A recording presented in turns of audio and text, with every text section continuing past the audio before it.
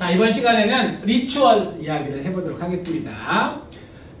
주제가 내적 에너지를 만드는 나만의 리추얼 만들기. 여기는 아까 앞에는 외적 성과에 초점이 맞춰져 있다면 어디에 맞춰져 있어요? 내적이네요. 거기도 내적은 에너지, 활력, 에너지 혹은 활력을 얻기 위해서 하는 어떤 일정한 반복된 행위, 이런 것들은 이제 리추얼이라고 이야기합니다. 목적이 조금 차이가 있네요.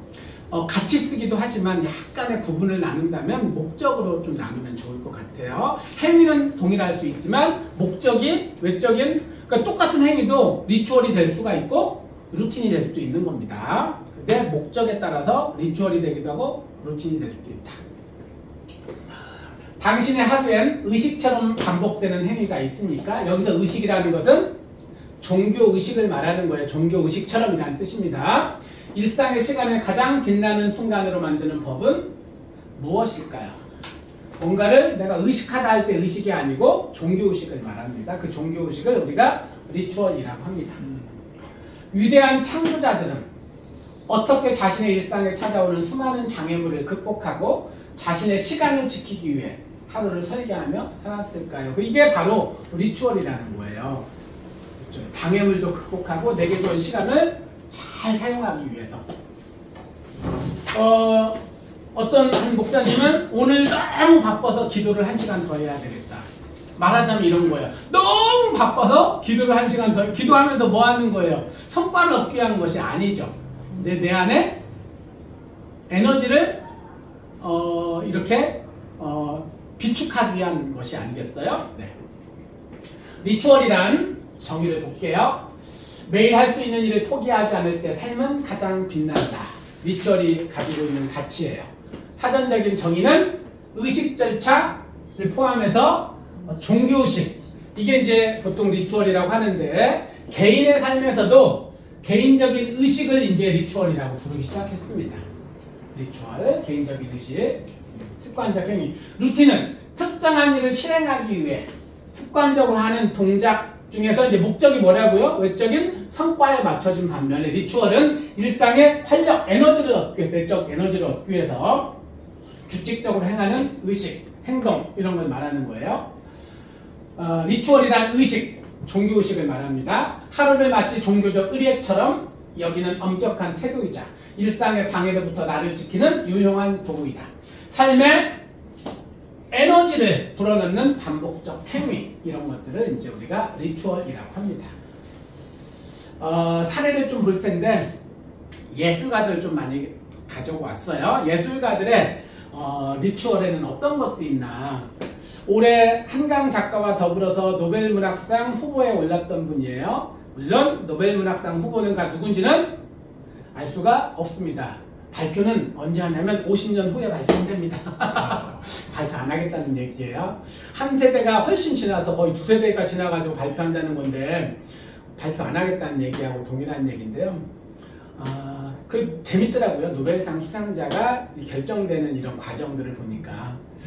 그 후보군이 전 세계 후보 작가잖아요. 그 중에서 뽑는데요. 일정한 숫자를 뽑고 그 중에서 5명은 최종적으로 뽑는다고 하는데, 이분도 그 중에, 그러니까 많은 사람들이 모르지만 올라가 있을 것이다 라고 예측하는 분 중에 한 분입니다. 똑같은 일과의 반복은 일종의 최면이다.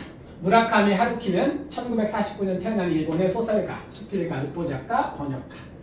일본의 한 세대를 풍미한 작가로 대접받고 있죠. 우리나라 출판계에서는 이분 책이 많이 팔린다고 합니다. 가장 인지도 높은 작가 가운데 한 사람으로 꼽히고 있는 분인데, 이분의 루틴을 한번 보도록 할게요. 새벽 4시에 일어나서 대여섯 시간을 쉬지 않고 일한대요. 오후에는 달리기나 수영. 근데 어떤 분이 저한테 무라카미 하루키 닮은 것 같아요. 누가 그러더라고요. 저 항상 마라톤하고 수영할 때 보니까 왜 그런 얘기 했나 나중에 알게 되었는데, 이분이 달리기나 수영하고 그러니까 책을 읽고 음악을 듣고, 그리고 9시에 잔대요. 몇 시간 자는 거냐면 7시간 자는 겁니다. 일찍 자고 새벽에 일어나서 새벽에 일정한 루틴을, 리추얼을 만들어서 그 시간에 이제 글을 쓴다라는 거죠. 같이 한번 읽어보죠. 시작. 나는 이런 습관을 매일 별다른 변화를 주지 않고 반복한다. 그러다 보면 반복 자체가 중요한 것이 된다. 반복은 일종의 최면으로 반복 과정에서 나는 최면에 걸린 듯 더 심원한 정신 상태에 이른다. 체력도 예술적 감성만큼 필요하다. 여기 보면 일상의 삶이 똑같은 삶. 그러면 우리는 보통 똑같은 삶을 계속 살면 재미없는 삶이 아니냐라고 생각하는데 앞으로 보게 될 수많은 사람들이 거의 일정한 패턴, 삶의 패턴을 가지고 있거든요. 반복하는. 우리는 어떤 패턴을 가지고 있나요? 마치 그런 반복되는 삶의 패턴이 종교의식처럼. 사실 종교의식 속에는 일정한 장소 혹은 일정한 시간이라는 것들이 들어가 있거든요. 예를 들어서 예배나 미사나 불공이나 이런 거 했을 때 어떤 장소에 가서 보통은 하죠.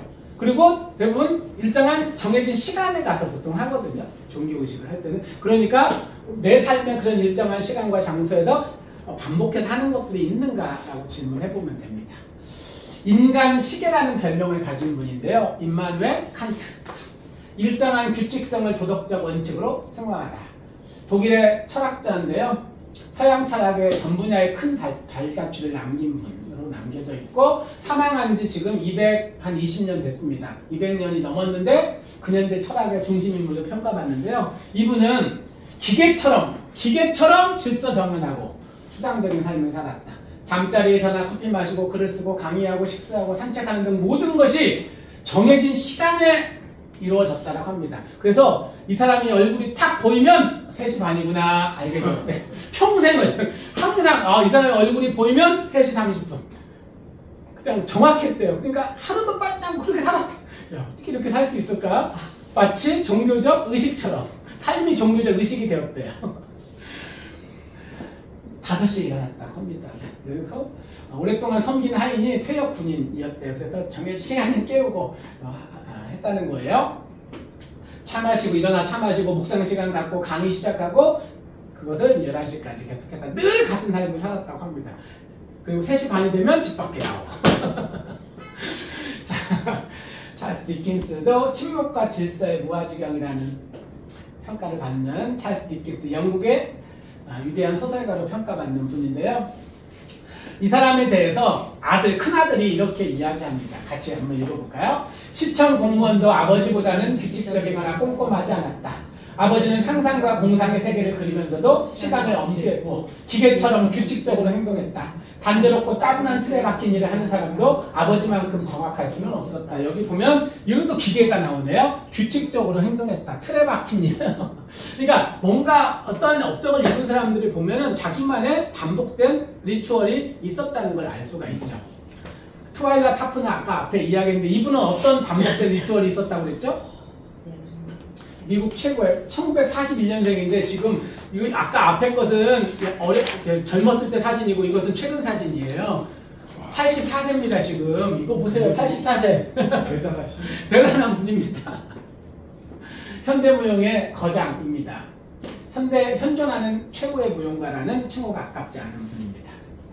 근데 이분의 리추얼은 뭐였다? 아침 새벽 5시 반 택시가 기다리고 있으면 그냥 타는 거. 이게 자신의 삶의 의식이었다. 내 의식은 바로 택시이다. 운전사에게 목적지를 말하는 순간 내 의식은 끝난다. 무용가의 삶은 반복의 연속이다. 이렇게 이야기하는 분이에요. 여기도 중요한 단어, 반복. 삶의 반복되는 삶을 리추얼로 승화시킨 분. 앤디 워홀, 모든 기록을 담은 상자. 앤디 워홀은 미술가, 출력물 제작자, 영화 제작자인데요. 시각지 예술 운동의 선구자, 팝아트로 잘 알려진 인물인데요.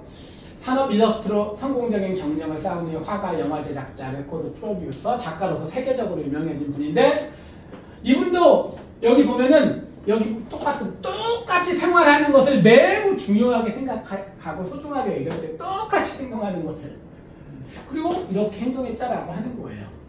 이것이 이분의 리추얼. 작가인데요. 앤서니 트롤럽이라는 영국의 작가. 영국의 소설가인데 정확하고 냉정한 묘사와 평이한 문제로 대중의 사랑을 받은 그런 작가인데요. 같이 한번 읽어보죠. 시작. 나는 기계처럼 매일 아침 5시 30분에 책상 앞에 앉았다.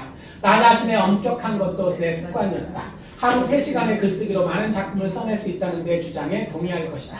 손목시계의 바늘이 어김없이 규칙적으로 움직이듯 15분에 250단어를 쓰는 것도 그리 어렵지 않았다.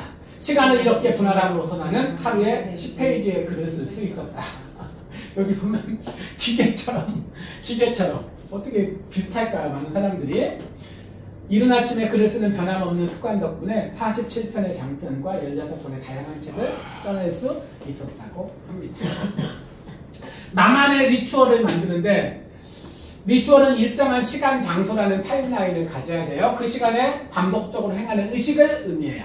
내 삶을 돌아보며 현재 행하고 있는 리추얼이 있나요? 우리 연구소장님은 저녁마다 5가지 감사일기 쓰기. 이건 우리 소장님의 리추얼인 것 같아요. 제가 잘 알고 있습니다. 내 삶의 장애물을 극복하고 자신의 소중한 시간을 지켜주는 리추얼 3가지. 쓰는데 없으면 안 써도 돼요. 3가지 현재 하고 있는 리추얼 한번 써보면 될 것 같고, 두 번째는 내가 만들고 싶은 리추얼이에요. 나만의 리추얼은 내적 안정감을 선물해서 평안함과 안정감이 따라옵니다. 활력과 내적 에너지를 얻는 삶의 비결입니다. 여러분이 만들고 싶은 자신만의 리추얼은 무엇입니까? 새롭게 만들어도 되고 지금 하고 있는 것을 발전시킬 수 있습니다. 나는 이런 것들을 삶에 반복된 이런 것들을 내 삶의 리추얼이라고 생각하고 실천 한번 해보겠다라고 하는 것들을 한번 써보면 되겠습니다. 3가지. 결론 이거와 같이 시작. 리추얼은 일정한 시간에 반복적으로 행하는 나를 향한 의식입니다. 리추얼은 자신의 일상에 찾아오는 수많은 장애물을 극복하고 나의 시간을 지킬 수 있게 합니다. 더 중요한 일을 발견하고 삶의 방향을 잃지 않도록 돕습니다. 자, 소감, 새롭게 알게 된 사실과 배운 걸 실천해 봅니다. 한 가지 써보도록 하겠습니다.